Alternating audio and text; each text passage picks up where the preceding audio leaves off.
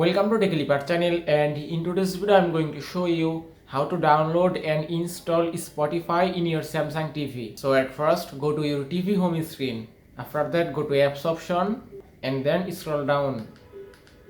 And here you can see editor's choice option. From here you have to just find Spotify. That's it. You have to just select it and then press OK button from your remote. Now from here you have to just select install and then press OK, and you can see that will start downloading. So just give it a moment and the download is complete. Now just close the window and then go back. You have to just press return button from your remote. Now scroll down and on the downloaded apps option you can find your Spotify apps. Then just select it and then open it.